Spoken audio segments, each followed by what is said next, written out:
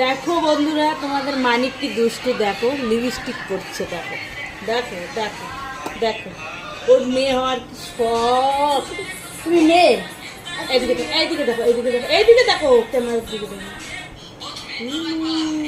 দেখেছো লিপস্টিক করেছে মানিক, তুমি লিপস্টিক করেছো? তাই? ও